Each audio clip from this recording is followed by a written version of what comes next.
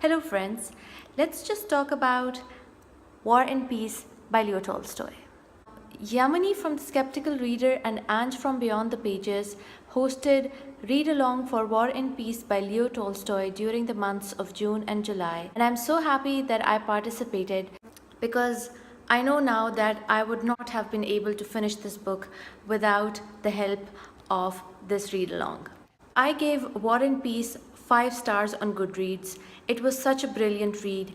These 1,215 pages were totally worth my time. I went into War and Peace blindly. I had never seen any adaptations. I knew nothing about Napoleon. I did not know who Napoleon was, but now you can quiz me about him because I know everything about that guy. War and Peace had 4 volumes. I found the first chapter a little bit weird because the characters were talking about things which I had no idea about. They were basically talking about Napoleon and the political situation at the time. But the notes at the back of this book helped a lot because whenever I did not know anything about what was going on, I would just go to the notes and it would quickly explain what was going on. Now, Leo Tolstoy explained history in this book, but it does not feel like a lesson. It is embedded in a beautiful story and it was fun all along. In the beginning, I wasn't much bothered with the war parts, but halfway through the book, I was actually looking forward to them because I was actually enjoying them. I've already read Anna Karenina by Leo Tolstoy. I need to reread it, but as far as I remember, I did not enjoy it very much, but this one I did enjoy. Because there were so many characters and I could just choose my favorite ones, and the characters were deep, they had a lot of potential, and the plot line had depth. It was just great. I read the translation by Richard Pever, this one in the Vintage Russian Classics edition, during 1/3 of the book, and then I left for Dubai for 1 month, and during that time I could not carry this heavy book with me, so I used an ebook, and that was the mod translation. And then when I came back, I picked this book again. So I basically read 2 translations, and I can say this, that the mod translation oversimplified a lot of things, so it was a very easy and quick read, but the Pever translation had more details and references, so it gave depth and meaning to everything. So far, I have watched 2 adaptations. One was the 2016 BBC adaptation.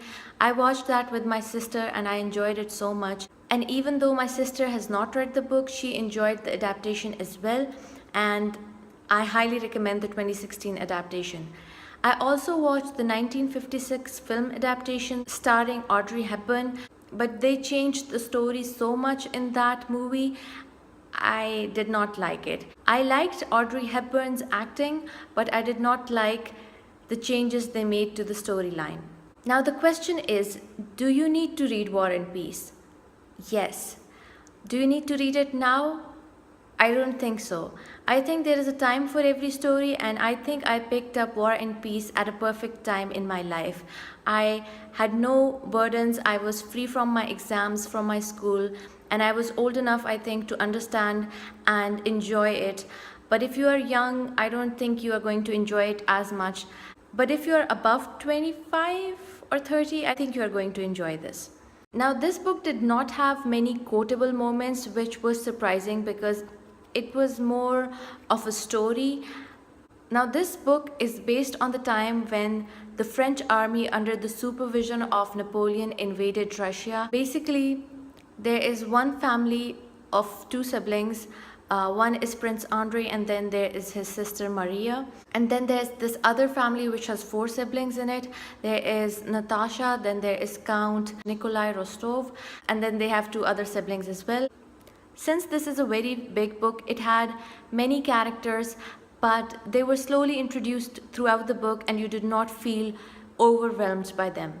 If you are a kind of person who does not want spoilers, so I would recommend that you pause this video and come back later when you have read the book, because I'm going to talk about the characters now and I'm pretty sure I'm going to spoil things for you. If you're still watching this, it means you have either read the book or you are not bothered about spoilers, which I can totally relate to because I don't care about spoilers.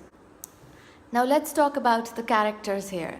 First of all, there is the Rostovs family, who were just amazing and such a contrast to the Bolkonskis family. The parents here were both so sweet.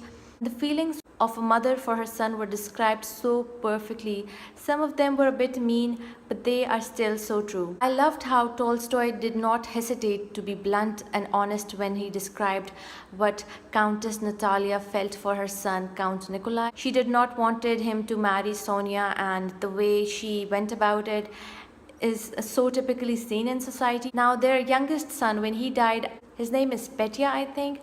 I felt so sorry for him, poor thing. His death was just so sad and made me realize how many innocent people actually die during wars.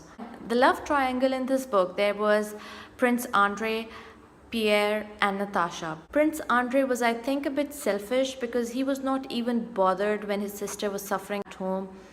As for Pierre, I hated him in the beginning. I thought he was an idiot. But by the end of this book, I was able to understand him, which rarely happens for me. Because my good opinion, once lost, is lost forever. Yes, I just quoted Jane Austen. Now, when Helene died, I was so happy because she was giving me all the Anna Karenina vibes. Infidelity just makes me so sad. And then there is Natasha. I did not understand her at the beginning of the book, but when she falls for Anatole and the way she rebels, because I have seen girls go mental like that and for the wrong guys, and how she changes when she gets married, oh my god, I see that all the time. I kid you not, all the time. Now, this was the first love triangle, and then there is the second love triangle, and that is between Sonia, Nikolai, and Maria. Now, Nikolai was such a child even when he was all grown up, but for some reason I could not hate him for it because it was just who he was. I really liked both Sonia and Princess Maria. I'm not sure whether it's Maria or Marie, but let's just say that I was happy that she married Nikolai. I don't even know why, but I just was. As for the minor characters, I felt so sorry for Denisov and Dolokhov because those two did not find anyone, and they both were such deserving people, I think. I have so much more to talk about this book, but I just can't think of anything at the moment. So let's just talk in the comments down below. I will see you all in my next video. Bye.